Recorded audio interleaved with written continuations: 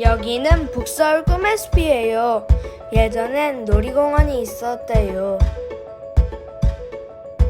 지금은 잔디밭도 있고 큰 연못도 있어요.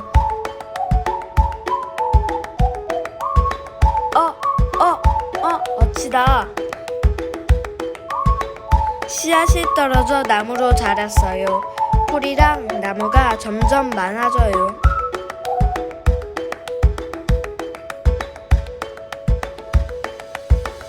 나비랑 노린재는 어디서 왔지?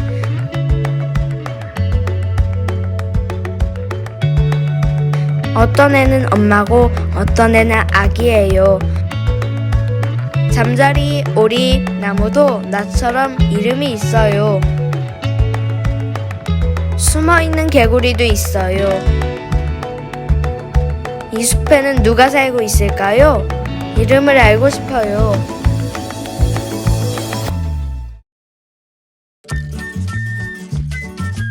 전공은 메뚜기를 전공했고 곤충을 연구를 해서 지금 오늘 여기 곤충 모니터링에 참가하게 됐습니다. 소년이었을 때부터 좋아해가지고 산으로 들로 맨날 벌레 잡으러 다니다가 이제 관심이 커졌고 곤충 연구가 우리나라에서 참 안 되어 있길래 또 제가 하면은 장점이 있겠다 싶어가지고 이제 전공을 하게 된 거죠. 연구를 해서 여러분들한테 모르는 곤충들에 대해서 알려줄 때 굉장히 큰 보람을 느끼고 있습니다. 옛날에 우리는 그냥 다 같이 벌레라는 말로 이렇게 얘기했습니다만은 곤충이라고 했을 때는 몸이 머리, 가슴, 배 세 부분으로 나눠지고 가슴에 날개 두 쌍이 이제 있는 것이 보통이죠. 그리고 다리가 세 쌍, 그래서 6개가 있는 것이 이제 곤충이라고 할 수 있겠습니다. 8개인 거미라던가 다리가 너무 많은 지네라던가 노래기 같은 거는 이제 곤충이 아니고 이제 다지류라고 부릅니다. 호랑나비 알 낳는 걸 보셔가지고 지금 알을 낳았을 것 같아서 왔는데 알도 여기 있네요. 있어요? 예. 알이 갓 낳으니까 약간 초록색이네요. 호랑나비 어린 유충이 지금 있습니다. 어린 유충은 거의 이제 새똥 무늬처럼 이렇게 생겼는데 가을이 조금 지나면 이제 초록색 캐터필러로 바뀔 건데 지금은 하여튼 새똥처럼 생겼습니다. 지금 보신 것처럼 호랑나비의 기주식물이 이 산초나무라는 걸 알고 이곳을 보고 있으니까는 이제 지금 호랑나비가 와서 이제 알을 낳는 것까지 보게 되었고 그거를 단서로 해서 잎을 자세히 찾으니까는 거기 숨어 있던 이제 똥 모양으로 의태하고 있는 호랑나비 애벌레도 찾을 수가 있었던 거죠. 곤충을 잘 찾는 방법은 곤충 자체가 워낙 크기가 작고 이렇게 숲에서는 보호색 같은 걸로 위장을 하고 있기 때문에 초보자가 처음부터 찾기는 좀 어렵습니다만은 곤충은 사람들이 다가가면 이제 깜짝 놀라서 떨어지거나 이렇게 뭐 피하거나 살짝 움직임이 있어요. 그래서 작은 움직임도 놓치지 않고 그것을 단서로 해서 찾아가면은 이제 곤충을 찾을 수가 있고 쉬운 것은 이제 벌레 먹은 잎사귀를 찾아보는 거죠. 갉아먹은 그 자국들이 잎사귀에 남아있는데 그 주변을 찾아보면은 벌레가 숨어 있는 걸 찾을 수도 있고 또 꽃이 핀 데다라던가 이렇게 곤충이 먹을 것 그런 것이 있는 곳에 이제 곤충들이 당연히 모이게 되어 있습니다. 풀숲에 가면 이제 곤충들이 대부분 풀에 숨어 있기 때문에 어디 있는지 알 수가 없어서 곤충이 붙어 있을 거라고 생각되는 풀숲에서 이렇게 쓸어 잡기를 하는 방법입니다. 포충망으로 풀을 쓸어 담으면은 붙어 있던 곤충들이 이제 떨어져서 포충망으로 떨어지게 되겠죠. 예. 아, 이거 무슨 놀이인지까? 이게 지금 우점하는 것 같은데 맨날 보던 애들이랑은 좀 다른데 흰점이 굉장히 발달했는데 쓰러잡기 할 때 중요한 거는 이제 다양한 식물을 골라 가지고 타겟팅해서 하면은 다양한 곤충이 나옵니다. 풀이 단조로우면은 곤충도 단조로운 것들이 나오기 때문에 보통 실험실에서 쓰러잡기 하면 이렇게 큰 비닐봉지에다가 이렇게 한 무대기 해가지고 이렇게 가져가서 이제 실험실 가서 이제 연구를 하는 겁니다.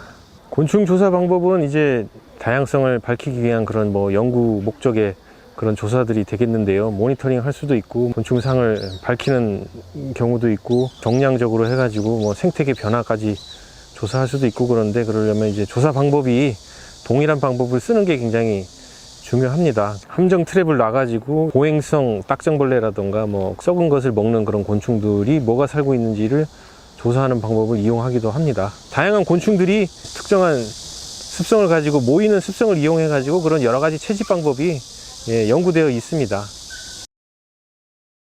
여치 같은 소리는 이제 쩝 하면서 그르르 하면서 굉장히 한번 튕기고 쫙 이렇게 길게 나는 소리가 이제 굉장히 특징적인데, 올라오면서 안락 귀뚜라미 이런 건 소리가 많이 났습니다. 찌직 찌직 이렇게 한 4박자 정도로 끊어가지고 계속 우는 종류가 있고요. 아까 전 그 호숫가 근처에서 긴 날개 여치 배 튕기는 소리가 없이 좀 단순하게 이렇게 쭉 이어지는 소리가 지금 나는 거죠. 근데 배짱이 같은 건 완전 야행성이거든요. 슥측 슥측 하면서 이렇게 뭔가 긁는 듯한 소리. 배짱은 배틀 돌린다는 그런 뜻으로 배짱이라고 부르는데, 이제 수컷들이 이제 암컷을 유인하기 위한 그런 소리가 되겠습니다. 왜냐하면 밤에는 청각이 예민해지기 때문에 소리를 이용해서 같은 종을 이제 유인하는 그런 소리가 되겠습니다.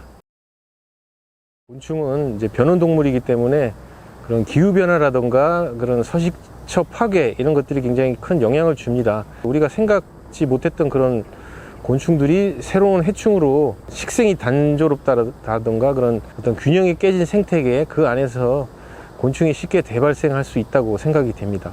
곤충도 위기고 사람도 위기인 거죠. 개들이 살기 좋아서 많아진 건 아니고 자원을 고갈시키는 거죠. 개들이 대발생하면은. 지금은 대발생해서 해충일 수 있는데 이게 몇 년 지나가면 싹 없어져서 지구상에서 없어지는 생물이 될 수도 있다는 겁니다. 대발생된 종을 지금 방지하는 것도 중요하긴 한데, 그런 생태를 좀 자연적으로 숫자가 줄어들 수 있게 하는 연구들을 해서 자연이 스스로 좀 이렇게 조절하는 기능을 되찾게 하는 것이 굉장히 중요하다고 생각이 됩니다. 야간 곤충 탐사입니다. 그래서 한 곳에다가 이렇게 불을 켜서 곤충이 찾아오게 하는 방법이 있고, 곤충들이 모이려면 또 시간이 많이 걸리니까는 그동안에 좀 이렇게 활동적으로 우리가 돌아다니면서 곤충을 직접 찾아보는 거죠. 이제 손전등을 이용해 가지고 개미하고 공생하는 개미집 귀뚜라미라는 종인데, 평상시에 이렇게 낮에 돌아다니거나 그러지 않는데 지금 밤이 되니까는 개미 행렬을 따라 가지고 얘가 또 새로운 곳을 찾아 가지고 이동하는 것 같습니다. 중국에서 이게 곤충 그 음악을 듣는 그런 걸로 나온 거예요. 이렇게 해서 그래서 암수가 한 쌍이 귀여워. 완성된 겁니다. 암수. 진열장에 들어. 이 안에서 이제 막 울 거야. 이제 놔두면. 그럼 여기가 소리가 이렇게 내서 일로 나오는 거지.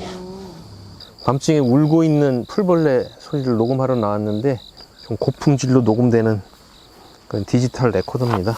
잘 들리는 데를 포인트를 찍어 가지고 그 근처 가까이 가서 녹음기를 켜놓으면 되는 거죠. 뭐 최소한 1분 이상 굉장히 조용하게 유지하면서 녹음을 하면 됩니다. 원래는 이렇게 야외에서 채집하면은 잡음이 많아 가지고 이렇게 그냥 이렇게 한번 녹음하고 종 확인하고 그 다음에 채집을 해가지고 실내에 가지고 가서 방음벽에다가 놓고 이렇게 녹음을 하면은 깨끗한 소리가 녹음이 되죠. 찾기가 이게 쉽지가 않아요. 이게 소리가 이렇게 굴절해서 들리거든요. 이게 딱 그 자리에서 나는 게 아니고 분명히 이 근처인데 찾았다. 얘가 우는 거였습니다. 급동 귀뚜라미 수컷. 럭셔리한데요? 여러 개 있는. 우와. 곤충 라디오라고 해야 되나? 등화 채집이라고 그러죠. 뭐 등화 채집, 라이트 트랩이라고도 하는데, 불빛을 보고 곤충이 많이 모이는 그런 습성을 이용해 가지고 곤충을 한 곳에서 많이 관찰할 수 있는 그런 방법입니다. 불 켜진 곳에 곤충이 자연스럽게 많이 모이는 습성을 이용한 채집 방법이죠. 모니터링 하기도 좋습니다. 여기서 한 반경 한 20m 이내에 있는 곤충들이 다 여기로 날아온다고 보시면 될 것 같습니다. 나방이 일단 제일 많고요. 잘 날아다니니까 나방이 많고, 12시 넘어야 날아오는 그런 애들도 있고. 생태계가 복잡 다단해지면서 이렇게 생겨난 그런 생명체죠. 그래서 여러 가지 역할을 하고 있습니다. 뭐 물질을 분해하기도 하고, 꽃가루를 옮겨주기도 하고, 그 다음에 곤충이 또 곤충을 스스로 조절해가지고 천적 자원 같은 것이 있어서 이제 서로 너무 번성하지 않도록 이렇게 스스로 조절하는 능력이 있는데, 사람들이 그 기능을 잘 모르고 그냥 귀찮은 대상, 없어졌으면 좋은 대상으로만 생각하는 게 가장 큰 문제가 아닐까 싶습니다.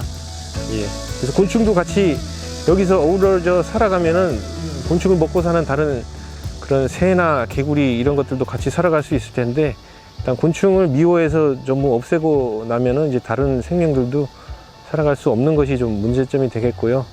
너무 이렇게 좀 생태계가 이제 네트워크가 좀 약하다 보니까는 좀 특정한 해충이 많이 발생해서 오히려 사람들은 곤충에 대한 좀 부정적인 시선을 많이 갖는 것이 좀 큰 문제라고 생각이 됩니다. 저는 현재 생태축 보전, 생태 통로 개선, 로드킬 저감 같이 도시화 진행이나 도로의 확장으로 인해서 생기고 있는 문제들을 해결 방안을 찾기에 노력하고 있습니다. 동물들을 이제 특히 포유동물 같은 경우에는 사람을 보면은 직접 만나는 건 좀 쉽지가 않고요. 그래서 주로 흔적에 의존하게 되는데, 그래서 주로 이제 개들이 어차피 땅을 짚고 다니니까 지표면에서 이루어지고 있는 활동들, 그래서 이동하는 발자국 같은 흔적들이나 아니면 배설물 같은 거를 우선적으로 발자국이라든가 배설물이라든가 그다음에 무엇을 먹은 흔적, 그리고 사체, 간접적인 이런 흔적을 중심으로 조사를 하는데요. 너구리 같은 경우에는 그 분장을 만들어서 똥이 무더기로 있는 곳을 찾는다거나, 아니면 담비나 족잡이 같은 경우에는 그 길가에 돌출된 바위 위에 주로 배설을 한다거나, 삭은 좀 더 개방된 쪽에서 나지에서 그런 데 배설을 한다거나, 이런 식으로 주요 종들마다 그런 포인트들을 관찰하는 경우가 있고요.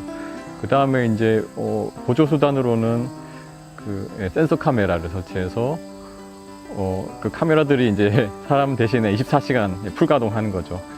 카메라 도난당할 수 있어서 일단은 자물쇠를 채우는데 뜯어가려고 마음먹은 사람 못 막아요. 장비도 장비지만 아깝지만 데이터 손실 굉장히 크게 뼈아프게 다가옵니다.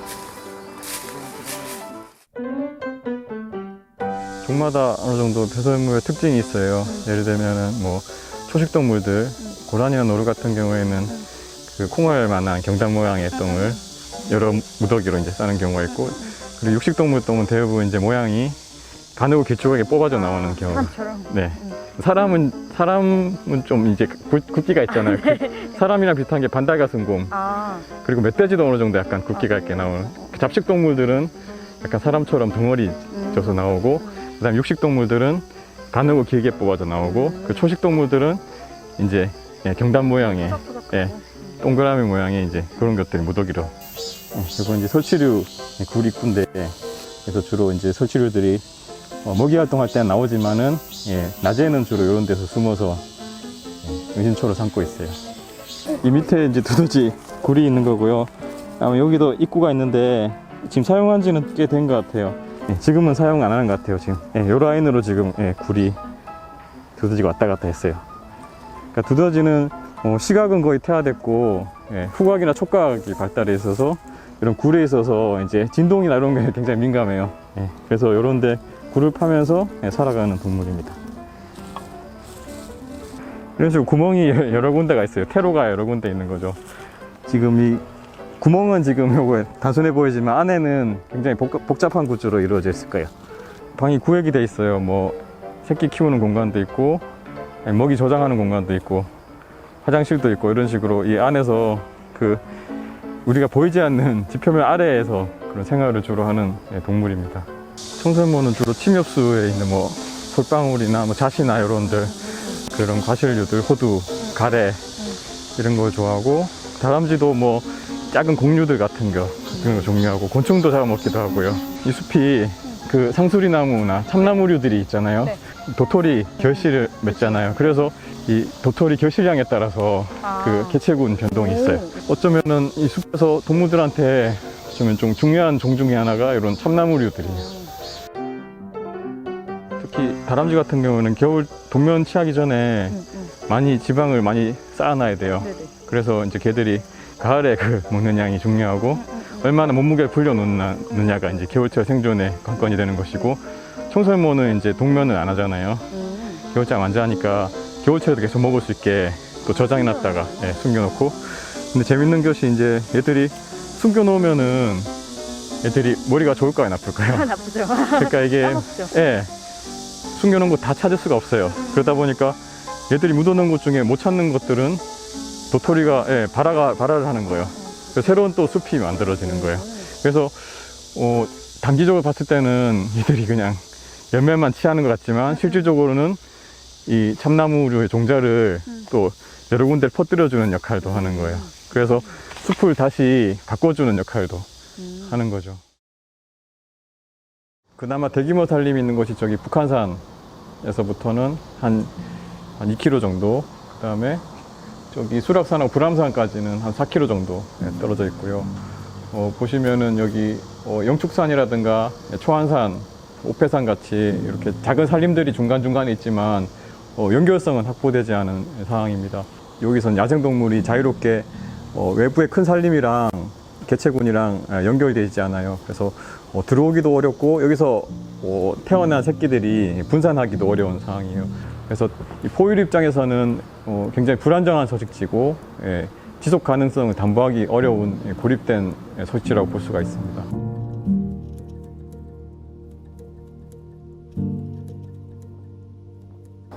죽은 동물 배에서 튀어나온 새끼 태아들 자체 같은 것들도 있었고요.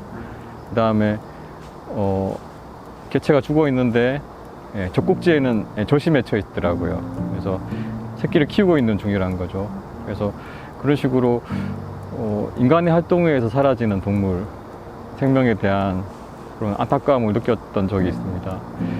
고라니나 사기나 멧돼지나 두루미나 이런 동물들을 가까이서 아주 긴 시간 찬찬히 이제 관찰할 수 있었던 게 좋은 경험으로 남은 것 같습니다. 비무장지대의 가장 큰 축복은 비무장지대 생명들이 사람을 별로 경계하지 않는다는 점이었다. 고라니들은 초병들이 노려보고 있음에도 천연덕스럽게 자신의 생활사를 다 드러냈고, 멧돼지들은 유유자적 전술도로를 활보하고 다녔고, 두루미들은 초병이 다가가도 긴 다리로 성큼성큼 멀어져 갈 뿐 곧장 날아가지 않았다. 사람은 자연하기 나름이라는 교훈을 주면서 인간과 자연의 소통, 교감의 화두를 비무장지대는 던져주고 있었다. 이 북서울 꿈의 숲이 일단 도심 내 고립된 산림이라서 일단 크게 기대는 안 했던 건 사실인데요. 그러니까 저희가 오늘 걸어왔던 궤적을 보니까 그래도 한 3.5km 정도 걸었는데 이렇게 동물 흔적이 안 보이는 경우는 저도 오랜만에 겪는데요. 그나마 이제 저희가 그래도 카메라를 설치했으니까 우리가 오늘 찾지 못했던 종들이 혹시나 카메라에 찍힐 수 있을까 한번 기대를 한번 걸어보겠습니다. 저는 이제 물속에 있는 무척추 동물들을 전공을 했습니다. 그래서 물속에 사는 생물들이 서식하는 공간을 모두 포함해서 전국 단위에서 조사와 연구를 병행하고 있습니다. 땅을 기반으로 하천이라든가 호수에 땅 바닥을 중심으로 살고 있는 생활하는 대형은 마크로, 마이크로의 반대말인 마크로의 좀 큰 의미. 사실은 곤충이라든가 이런 애들이 아주 크진 않지만 물속의 또 다른 미생물들하고 상대적으로 비교했을 때 좀 크다는 의미에서 마크로라는 말을 붙였고요. 그 다음에 무척추 동물, 물고기와 달리 등뼈라든가 척추가 없는 동물들을 다 모아서 그 생물들을 관찰하고 연구를 하는 그런 종류들입니다. 조사하는 방법에는 정량조사와 정성조사가 있는데, 정량조사는 어떤 연구를 위해서 정해진 면적을 정해서 거기에 있는 모든 저서 무척추 동물들을 다 샘플링하고 그것들을 실험실에 가져가서 다시 살펴보고 정리를 하는 방법이 있고, 돌멩이가 있는 곳, 모래가 있는 곳, 뭐 이런 것들을 다양하게 살펴보면서 종 다양성들을 좀 더 확인하는 작업에 정성 채집이 있습니다. 오늘은 사실 여기에 생물 다양성에 대한 부분들을 좀 더 조사하고 또 살펴보는 일환이기 때문에 오늘은 정성 조사를 할 예정이고요. 간단한 도구인 뜰채를 이용해서 쉽게 살펴볼 수 있는 부분으로 접근을 할 겁니다. 그리고 뜰채를 통해서 확보된 그런 생물들을 작은 병이라든가 바이알 같은 경우에 담아서 그것들을 나중에 다시 어떤 종류들이 있는지를 살펴보기 위해서 담아두는데요.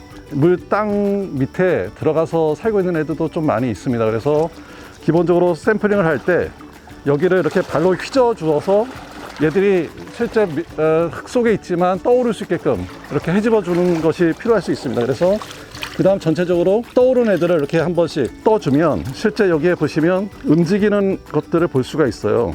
지금 여기서는 육안으로 얘들이 어떤 애들인지 확인을 할 수 없기 때문에 육안으로 확인이 되면 그냥 거기서 체크한 다음에 메모한 다음에 그것들을 놔주면 되는데 수초를 잡고 기어 올라가 있는 애들도 있고 그다음 거기를 헤엄치는 애들도 있기 때문에 수초 사이를 그냥 이렇게 흙바닥 위쪽으로 해서 전체적으로 이렇게 샘플링을 하는 것도 하나의 방법입니다. 일단 눈에 띄는 애들 위주로, 움직이는 종류 위주로 담아서 확인을 하도록 하겠습니다. 소금쟁이 같은 경우가 물 위에 부유성으로 노린재 쪽에 들어가기 때문에 또 보통 기록을 하고 채집을 합니다. 수소곤충들은 이제 이런 퇴적물들, 이런 것들을 이제 또 먹고 사는 애들이 많습니다. 그래서 그것들을 같이 담아서 어떤 애들이 있는지 다시 살펴보는 소팅, 골라내기라든가 이런 것들을 또 수행을 하게 되는 거죠. 여기서 가장 우점적은 일단은 새뱅이로 판단이 됩니다. 새뱅이는 잡식성입니다. 그래서 식물 수초를 뜯어 먹거나 동물 사체를 뜯어 먹기도 하고, 새우, 민물새우 중에서 뭐 줄새우도 있고, 그 다음에 포식성이 있는 종류로서 왕잠자리, 된장잠자리랑 실잠자리과의 아시아 실잠자리가 있는데, 같은 잠자리지만 전혀 다른 모습을 가지고 있죠. 그래서 왕잠자리, 실잠자리 계통은 끝에 꼬리 아가미가 3개가 보통 나 있는 특징들을 가지고 있고요. 연못 하루살이라고 하는 종류고요. 그래서 연못 하루살이 종류의 하루살이들이 또 서식을 하는 것들을 볼 수가 있습니다. 물이 고인 곳을 잠자리들이 선호하는 경향성이 많아서, 여기에는 이제 딱정벌레라든가 이제 물방개 쪽 작은 물방개 종류도 있을 텐데 아직은 지금 현재는 관찰은 안 됐고요. 저서 무척추 동물에게 있어서 중요한 부분이 물 바닥에 돌멩이가 어떤 형태로 구성되어 있는가가 매우 중요합니다. 그러니까 굵은 모래 형태들이 거의 대부분 많죠. 그래서 보시면 왕모래 형태로 한 80% 정도를 체크를 할 수가 있어요. 모래를 선호하는 애들도 있고, 큰 돌멩이에 붙어있는 애들도 있고, 모래들이 섞여있는 것을 선호하는 애들도 있고, 펄, 진흙 같은 약간 그런 것을 또 선호하는 애들도 있어서, 하상이 얼마만큼 다양하게 형성되어져 있느냐도 그 생물의 종다양성을 좀 더 결정짓는 요인이기도 합니다.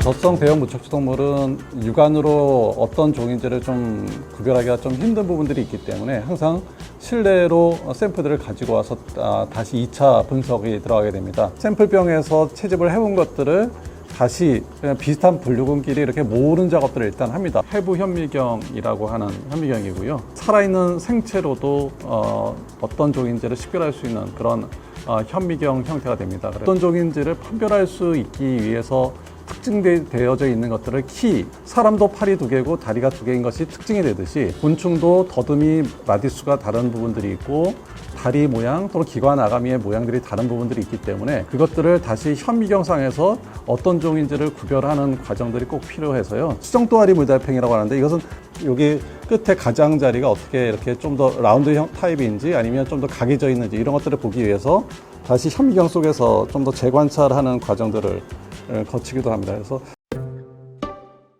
물속은 공기보다 산소의 농도는 상당히 떨어져 있지만, 그 적은 산소를 이용해서 물속 생물들은 호흡을 하고 살아가야 되기 때문에 각각의 호흡을 좀 더 수월하게 할 수 있는 방법들을 가지고 살아가게 됩니다. 근데 수소곤충도 수소곤충마다 호흡을 하는 방식이 좀 차이가 있고요. 하루살이 같은 경우를 보시면 배 마디마다 나뭇잎 또는 실, 털 같은 그런 아가미들이 양쪽 배 마디마다 나 있어요. 그런 기관 세지를 통해서 물속에 있는 산소가 들어오게 되면 그것들이 다시 배 마디를 통해서 몸 전체로 퍼지게 되는 그런 메커니즘을 가지게 됩니다. 그래서 어떤 헤엄을 치는 데 중요한 것이 아니라 호흡을 하기 위해서 발달한 부속기관이라고 볼 수가 있고요. 잠자리 같은 경우는 배 마디가 매끈하게 아무것도 나 있지 않습니다.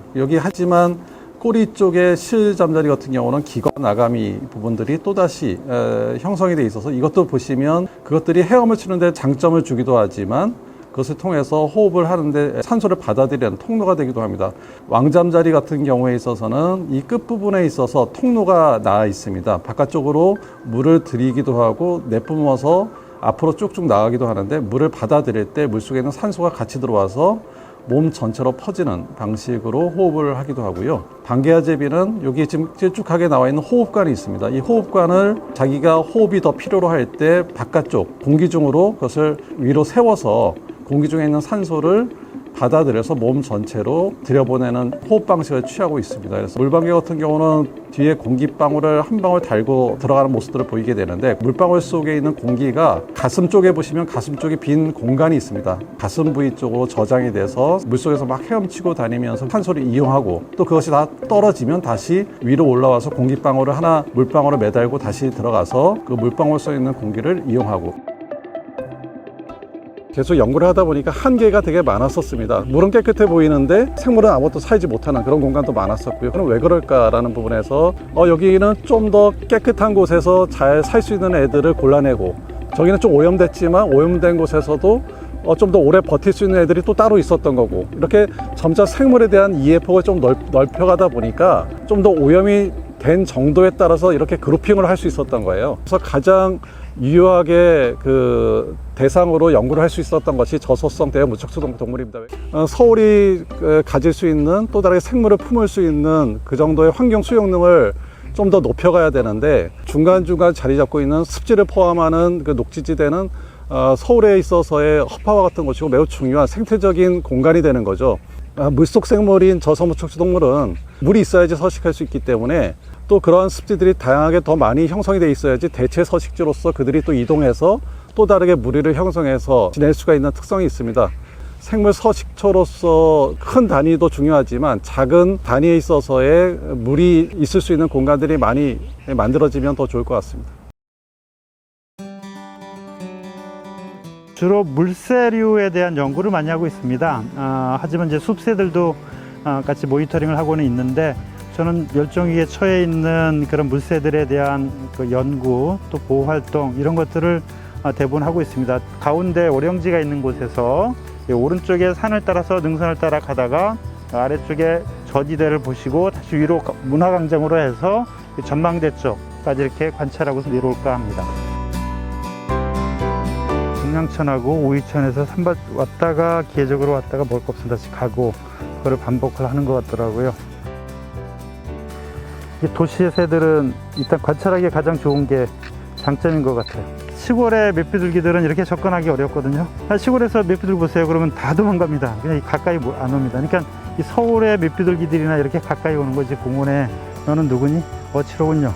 뭐 먹고 있니? 저런 어치, 지나가는 박새, 가끔 바닥에 먹을 수 있는 양진이는 잠깐 오고, 딱따구리도 살짝살짝 지나만 가지 많이 오진 않더라고요. 중간에 보면 테니스장들이 있고요. 또 중간에 운동시설하고 이렇게 배드민턴장이 계속 연결되어 있습니다. 사람들이 가장 많이 즐겨 찾는 장소고, 또 이렇게 와서 보시면 이렇게 좀 되게 시끄럽습니다. 사람들이 막 소리치고 운동하고 그러다 보니까 이곳에서 새들이 좀 서식하기가 어려워서, 이 지역, 테니스장에서부터 배드민턴장 이 지역은 다양성이 뚝 떨어지는 장소입니다. 북서울 꿈의 숲은 1년으로 따진다고 하면은 60에서 70종 정도로 나옵니다. 하지만 보통 관찰을 하러 다니시면은 20종을 겨우 볼 수 있을 정도입니다. 하지만 1년 쪽으로 보게 되면 매번 조금씩 새들이 달라지는 것을 보실 수 있습니다. 전체적에서 늘 볼 수 있는 텃새들, 박새라든가 붉은머리 오목눈이 같은 것들 외에 여름에 지나가는 새들, 가을에 지나가는 새들, 나그네 새들까지 하게 되면 꽤 다양한 종류의 새들을 관찰하실 수 있습니다. 네, 여기 보시면 잎이 굉장히 무성하고 빽빽하고, 그리고 죽은 나무도 많고, 그래서 거의 대부분 솔새류도 이 아래쪽으로만 있고, 산딸을 뜯어먹고 이제 산딸나무. 노랗게 나온 게 저 산딸 하나 열면 물었네요. 이동성 새들을 가장 많이 관찰할 수 있는 핫스팟이 여기라고 생각을 합니다. 산지지만한 평지가 있고요. 또 아래쪽 경사면을 따라서는 사람들이 거의 접근하지 않는 장소입니다. 그러다 보니까 이쪽에는 다양한 종류의 새들이 관찰됩니다. 이쪽 지역에 긴꼬리 딱새가 발견된 것은 큰 의미가 있다고 생각합니다. 날아다니는 곤충들을 먹는 새입니다. 그리고 여기에서는 긴꼬리 딱새 외에도 솔딱새라든가 그 노랑딱새라든가 다양한 종류의 딱새들이 여기서 관찰이 되거든요. 그래서 상대적으로 곤충들이 좀 많이 있다라고 생각이 되고요. 예, 긴꼬리 딱새는 제 기억에 아마 2년 전 봄철에 5월경에 본 것으로 기억하고 있습니다. 그때 소리를 수컷이었는데 꼬리도 길었고 계속 번식기들에는 독특한 소리도 계속 내고 있었습니다. 작년이나 올해 같은 경우에는 보이지 않고 있습니다. 서식 환경이 그렇게 썩 좋지 않아서 그런지 계속 번식하지는 않는 좀 아쉬움이 있습니다. 앞으로 저는 바람이라면 계속 좀 번식을 했으면 좋겠는데 그러지는 않는 것으로 보입니다. 새들이 가지고 있는 가장 큰 특징은 깃털이 있다고 하는 겁니다. 털보다 좀 더 복잡한 구조를 가지고 있는 종류로서 이 깃털은 새들이 날아갈 수 있게 해주는 굉장히 중요한 역할을 해줍니다. 새 같은 경우는 입과 코가 거의 같은 구조로 되어 있죠. 그러니까 입이 이렇게 돌출하면서 부리라는 형태가 되는데, 부리를 자세히 보면 우리의 입술과 그리고 콧구멍이 같이 연결되어 있는 것이 부리의 형태입니다. 그래서 이 부리라고 하는 것을 갖고 있는 것이 새들의 특징이기도 합니다. 서식지에 따라서 이제 편의적으로 분류를 하게 되는데요. 물가에서 서식하는 새들, 물에서 또 수영을 하거나 하는 오리 같은 종류들을 물새라고 이렇게 얘기를 하고요. 우리가 가장 흔하게 쉽게 볼 수 있는 새가 아마 물새일 겁니다. 그 다음은 숲에서 살고 있는 새들을 숲새라고 이렇게 얘기를 하는데요. 숲새들로서는 대부분 박새 같은 작은 종류들, 참새 같은 작은 종류들이 있고요. 이들은 겉으로 보기엔 좀 쉽지 않습니다. 숲에 많이 숨어 다녀서. 또 이제 들판 같은 경우에서 사는 들새 있긴 하는데, 이런 들새 같은 경우는 좀 대표적인 게 제비 같은 종류, 이런 종다리 같은 종류가 있습니다. 그런 것들은 좀 관찰하기가 좀 어렵거나 날아가는 걸 주로 볼 수 있는 그런 종류들이 있습니다. 숲새들은 일반적으로 나뭇잎이 무성하거나 나뭇가지가 무성한 관목 같은 곳에 모여서 자거나 따로따로 떨어져서 숨어서 잡니다. 그러니까 노출이 잘 안 되는 곳에서 자는 것이 숲새들의 특징이고요. 그래야 안 잡아먹히거든요. 물새들은 안 잡아먹히려면 더 넓은 데로 나가는 게 좋습니다. 그래서 넓은 물가나 바깥쪽에 탁 트인 곳에서 자는 것이 일반적인 습성입니다. 밤에 포식하는 친구들이 멀리 있기 때문에 오기도 어렵고, 또 노출된 곳에 있기 때문에 도망가기도 쉬워서 물새들은 일반적으로 넓은 곳에서 자는 습성이 있습니다.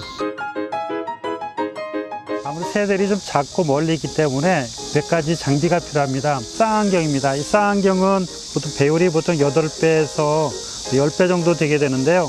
이 쌍안경을 이용하게 되면 멀리 있는 새들도 가까이 볼 수 있기 때문에 상당히 유용한 그런 도구라고 할 수가 있겠습니다. 더 멀리 있는 물새 같은 경우 관찰하려고 하면은 여기 보시는 것처럼 삼각대에 이렇게 장치를 하는 필드 스코프라고 하는 이런 망원경이 있습니다. 이것을 이용하게 되면 좀 더 가까이에서 보실 수가 있겠습니다.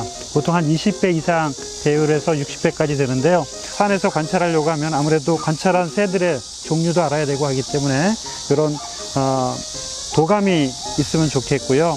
더불어서 어떤 종을 어떻게 봤는지를 좀 기록할 수 있는 이런 수첩 같은 것을 준비해서 가시면 새를 보는 데 유용하다 할 수 있겠습니다. 새를 보는 데 있어서 꼭 필요한 것은 쌍안경, 그리고 또 도감과 수첩 정도이면 될 것 같습니다. 보통 물새 같은 경우 같이 눈에 딱 띄게 되는 것은 전체 숫자를 다 세는 그런 전수조사를 하기도 합니다. 하지만은 숲새와 같이 숲에 숨어서 잘 관찰이 안 되는 종류들은 보통 포인트 카운트라고 해서 한 정점에서 가만히 5분에서 10분 정도 있으면서 주변에서 관찰되는 것들을 기록하는 게 보통입니다. 경우에 따라서는 새들을 잘 보지 못하고 숨어 있을 때 울음소리를 통해서 기록하는 경우도 있습니다. 그래서 일반적으로 사람들은 그 숲새를 조사할 때는 어떤 지점, 정점에서 관찰되는 새와 소리를 기록하고 100m 정도 지나간 다음에 다시 또 관찰을 하고, 그런 식으로 하게 되면은 나름대로의 밀도 조사를 또 하실 수가 있겠습니다. 그 휴대폰에 있는 녹음을 해도 충분히 소리는 잘 들리지만 약간의 도구를 사용을 하면 훨씬 새소리가 더 잘 녹음이 됩니다. 이거는 아주 약한 지향성 마이크인데요. 손쉽게 휴대폰에 연결을 해서 녹음을 할 수 있습니다. 새 소리를 녹음할 때 약간 주의할 점은 이 마이크에서 가장 가까운 소리가 가장 크게 들리거든요. 그래서 걸어가면서 녹음을 한다든지 등산복 같은 데서 나는 버스럭 소리, 사람들이 방금 지나갈 때 들리는 이런 소리도 굉장히 크게 녹음이 됩니다. 그래서 녹음하실 때는 제자리에서 되도록 움직이지 마시고 새 소리가 들리는 방향으로 마이크를 향해서 녹음을 하시면. 새를 구별하는 방법이 좀 약간 요령이 필요한데요. 크기가 어떤지를 판단하는 것이 중요하겠죠. 그래서 우리가 익히 알고 있는 까치나 참새 같은 것을 비교해서 크기가 어느 정도 된다는 걸 알고, 몸의 형태가 있습니다. 몸의 형태가 길쭉해서 날개가 길고 꼬리가 긴 종류가 있고, 꼬리가 짧아서 몸이 통통한 종류가 있는데 머리 통통한지 아니면 긴지, 부리의 생김새가 어떻게 됐는지, 부리가 긴지 휘어져 있는지 이런 것들을 본다고 하면은 새들의 종류를 구별하는 데 많은 도움이 됩니다. 또 날아갈 때 파도형으로 날아가는지 직선으로 날아가는지, 일반적으로 들새들은 직선으로 날아가고요, 숲새들은 이렇게 파도처럼 날아가거든요. 이제 그러한 것들의 특징을 기록하면은 새들의 어떤 종류인지를 알아내는 데 큰 도움이 됩니다. 네, 여기서 솔부엉이를 관찰했습니다. 기록했던 장소가 바로 여기고, 이 솔부엉이가 앉아있던 나무는 저 앞에 갈참나무. 그래서 새끼들 때문에 아마 좀 민감하게 반응을 하지 않았나 이런 생각도 듭니다. 솔부엉이 소리만 듣고 되게 궁금했었는데 이게 딱 보게 되어서 되게 기분 좋았었던 생각이 납니다. 새를 날리지 않는다는 생각으로 탐조를 했으면 좋겠어요. 일단 새가 나 때문에 날아갔다는 얘기는 너무 가까이 갔다는 얘기잖아요. 만약에 내가 가까이 갔는데 새가 날아가지 않았다 하면 괜찮은 게 아니고 그 새에 문제가 있는 거라고 생각을 하고 바라봤으면 좋겠습니다.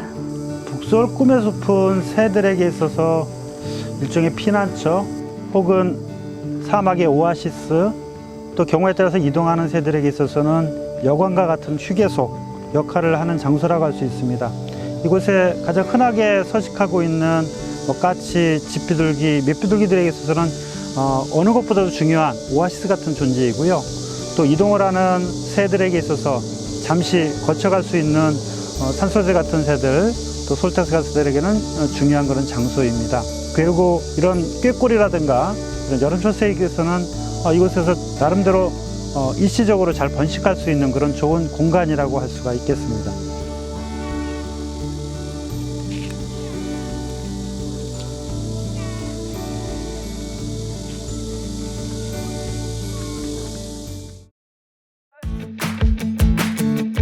전공은 이제 버섯 분류를 했고요. 주로 이제 주름버섯 쪽에 연구를 많이 수행하고 있는. 약간 이빨상으로 돼 있네, 그죠? 이빨상. 이 모양이 볼록볼록 튀어나와 있잖아, 그죠? 이걸 치아상 버섯이라 그래서, 얘는 구름 송편 버섯. 약간 모양이 어때요? 먹구름처럼 약간 그렇게 생겼죠, 그죠? 네, 구름 모양처럼 생겼다 그래서 구름 송편 버섯이고, 버섯의 정의를 얘기해 볼게요. 버섯은 눈으로 볼 수 있고 손으로 만질 수 있는 크기의 땅 위와 땅 아래에 분포하는 생식기관 중에 하나예요. 식물에서 생식기관은 뭘까요? 꽃이나 열매에 해당하는 게 버섯이에요. 버섯을 조금 땄다 그래서 버섯이 아예 없어지는 거 아니에요. 실질적으로 버섯의 실체는 균사로서, 나무에 나는 버섯들은 나무 속에 들어가 있고, 얘처럼 낙엽에 나는 버섯들은 낙엽 속에 있고, 똥 속에 나는 것들은 똥, 또는 곤충에 나는 것들은 곤충 속에 실질적으로 실체들이 균사 상태로 존재하다가, 얘들이 적당한 환경, 예를 들어서 습도 또는 온도가 적당히 맞으면 얘가 꽃처럼 피어나고 성숙하게 되면, 포자가 뿌릴 수 있는 크기까지가 되면 얘는 열매에 해당되는 부분이에요. 그래서 열매로서 씨앗을 퍼뜨릴 수 있는 그런 열매에 해당되는 부분이다. 버섯의 목적이 뭐냐면 포자를 원활하게 퍼뜨리는 거예요. 최대한 많이. 포자를 가장 효율적으로 퍼뜨리는 거예요. 바람이 잘 통하는 곳. 나무들이 꽉 차 있는 데보다는 이렇게 등산로 주변에 이게 공기가 잘 통할 수 있는 그런 곳에서 더 많이 발생을 하고, 햇볕이 쨍쨍 쬐는 것보다 약간의 햇볕이 들어오는 게 좋고. 모래밭 버섯이에요. 모래알 같은, 굵은 모래알 같은 것들 있잖아. 공생하는 유명한 버섯 중에 하나예요. 속에 이제 포자들이 들어있어. 포자들이 뭉쳐있어. 형태적인 특징을 일반적으로 얘기해 줄게요. 크게 5가지, 6가지의 구조물들이 있고요.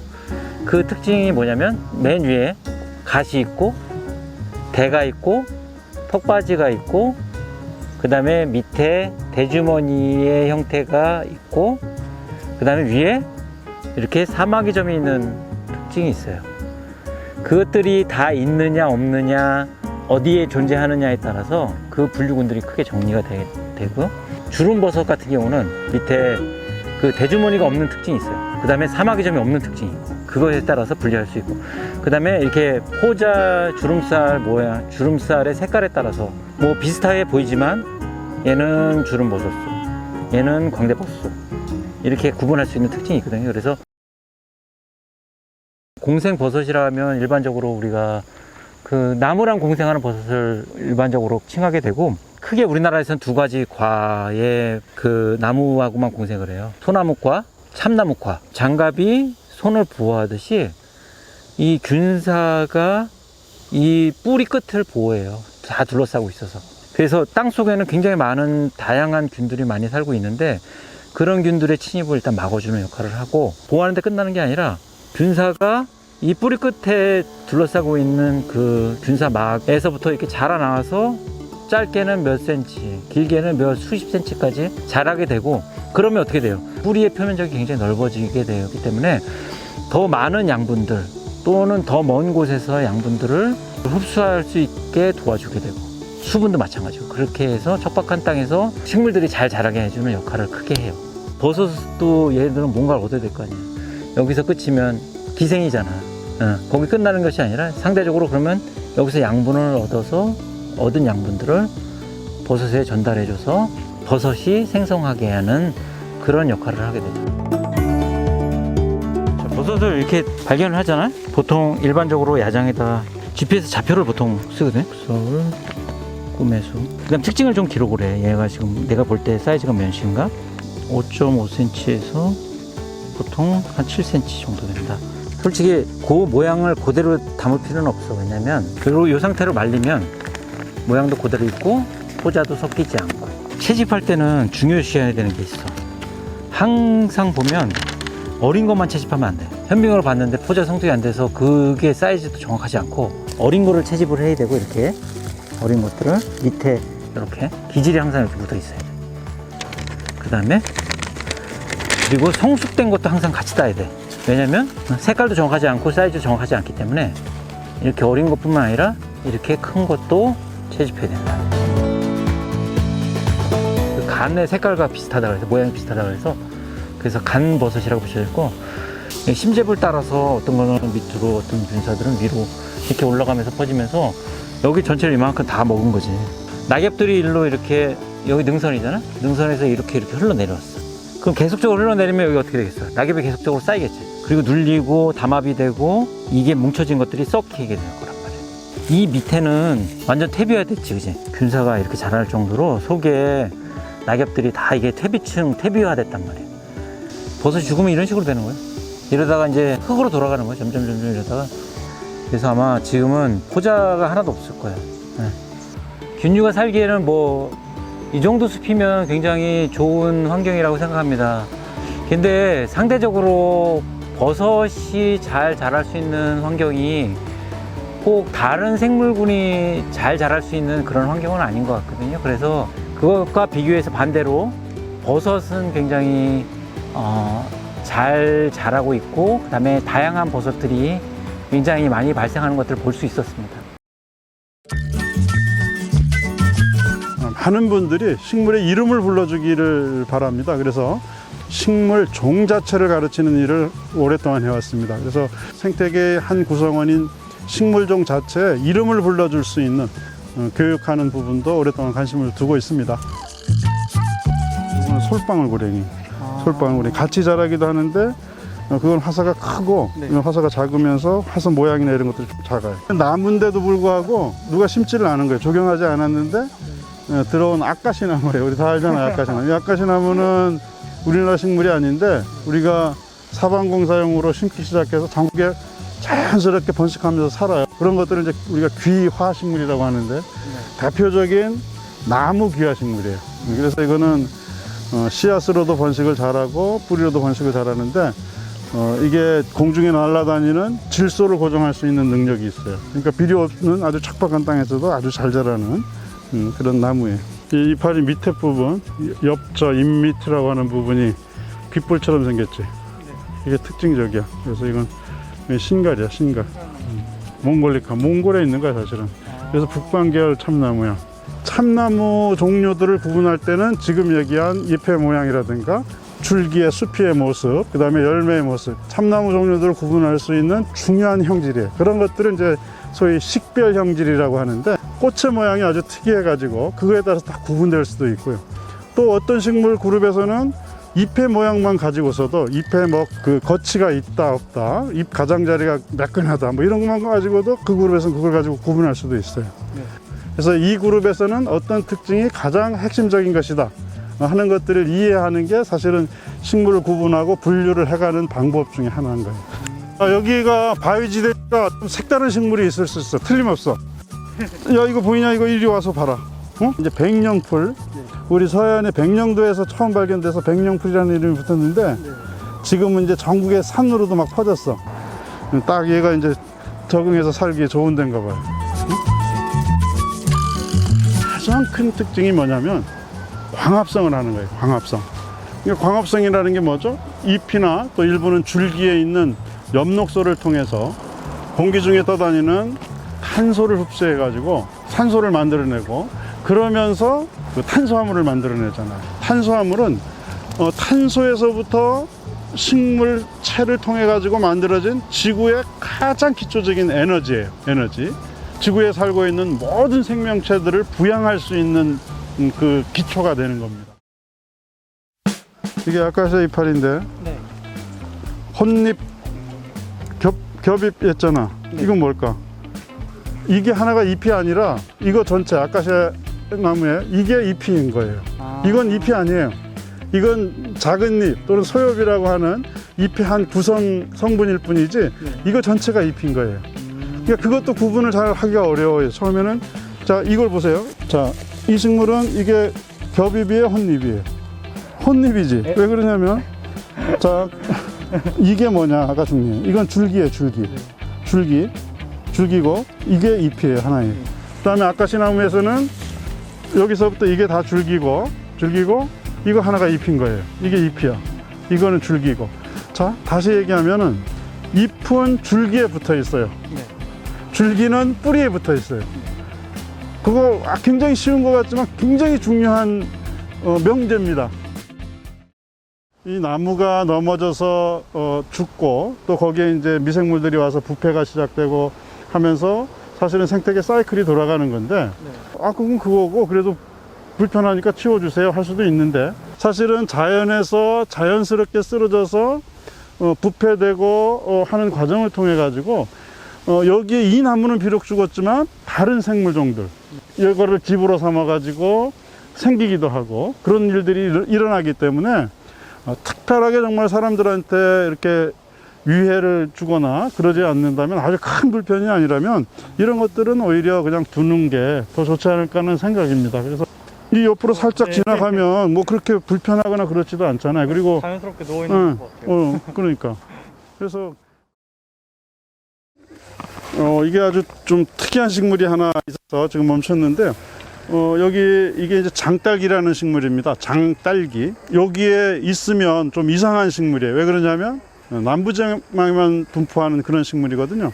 근데 여기 이제 와 있고, 이거는 이른 봄에 하얀 꽃도 크고 아주 아름답습니다. 그때는 줄기가 이만큼 자라지는 않는데 빨간 열매가 달리는데 열매도 아주 맛있습니다. 대개의 경우에 이 서울에 보면 남부지방에만 자라는 식물들이 와서 자라는 경우들이 종종 있어요.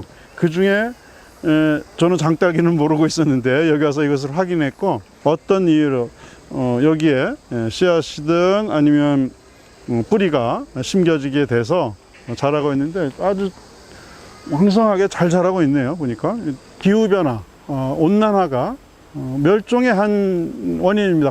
분포에 영향을 미치게 되는데요. 소위 남방계 식물, 고향을 남쪽에 둔 남방계 식물들은 북상하는 게 예상이 되고요. 그 다음에 이제 북쪽에 고향을 둔 북방계 식물, 뭐 고산 식물 이런 것들이 다 북방계 식물이라고 보시면 됩니다. 이런 것들은 기후변화에 따라 가지고 쇠퇴하게 되는 겁니다. 온난화되면은 북쪽에서 내려와서 겨우 산꼭대기나 석회암지대에서 살던 북쪽에 고향을 둔 식물들은 종 자체가 멸종하게 됩니다. 월령지 부근에 있는 습지 수면 식물들도 봤고요. 또 산지 지역에서 그 숲속에도 들어가서 여러 가지를 봤는데, 일단 이제 월령지 부근에 있는 습지 식물들은 최근에 어쨌든 이제 인공적으로 조성이 돼 가지고 그런 상태였는데 거기에 이제 새로운 식물들이 자연적으로 들어오는 모습들이 좀 관찰이 되고 있습니다. 그래서 그런 측면에서 앞으로도 이 수변 수생식물들이 자연스럽게도 좀 많이 들어올 겁니다.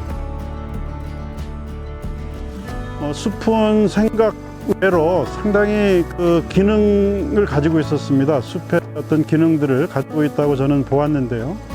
앞으로도 더 이거보다 과도하게 이용이 안 되고 이 상태로 좀 보존이 된다면 나무들도 더 자라게 될 것이고요. 또 일부 지역에서는 씨앗이 떨어져 가지고 어린 식물들이, 어린 나무들이 자라는 모습도 보이고 있어서 잘 관리를 하게 되면 생태계의 기능을 할 수 있는 그런 건강한 숲으로도 이렇게 발전할 가능성도 있겠다. 여기에 과연 어떤 수종의 나무들이 살고 어떤 종류의 풀들이 살고 있는지, 이런 풀들과 나무들과 어울려 살고 있는 곤충을 포함한 동물들이 어떤 생물상을 보이는지 하는 것들이 가장 기초거든요. 적어도 이 공간이 그렇게 넓지는 않습니다만 여기에 서식 또는 생육하고 있는 생물의 종류들을 목록화하는 게 가장 기본적입니다. 이 숲을 관리하기 위해서는. 그래서 그런 면에서는 이번 바이오블리츠가 그런 기초 자료를 만드는 데 있어서 하나의 그 계기가 되지 않을까 하는 생각은 해봅니다.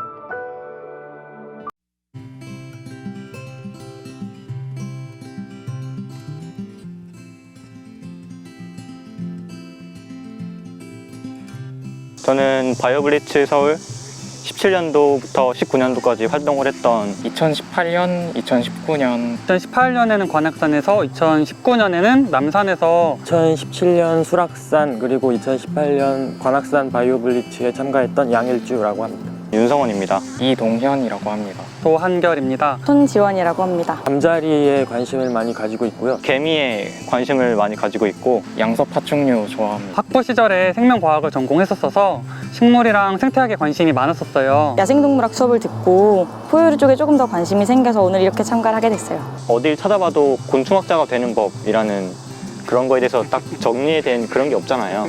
어떤 공부를 지금부터 더 해나가면 될지. 너무 내가 꼭 곤충, 뭐 이쪽에서 곤충만 봐야지 이렇게 생각하는 것은 좀 아닌 것 같고요. 어디에 정확히 포커스를 맞춰서 딱 하기보다는 너무 한정 짓지 말고 그쪽 길을 할 수 있으면 나는 좋겠다라는 정도의 마음만 가지고 접하다 보면 다양한 생물군을 다 폭넓게 알아야 된다고 생각해. 방향성을 좀 찾아가는데 굉장히 도움이 많이 될 수 있어. 집념이 있어야 돼요, 집념. 지금 당장은 뭐가 어떻게 완성이 될지 모르는 그런 작품이 되겠지만은 뭔가 분명히 남들이 해놓지 못한 그런 영역을 찾을 수가 있거든요. 제일 중요한 것 중에 하나가 지적 호기심인 것 같아요.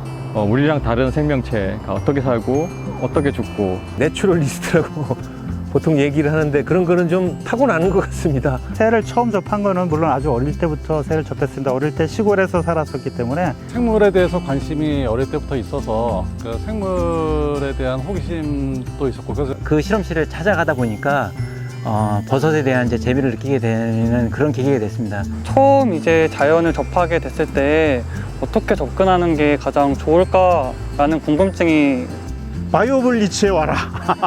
사진을 찍고 사진 정리를 잘해라. 정리를 하는데 어떻게 할 것이냐?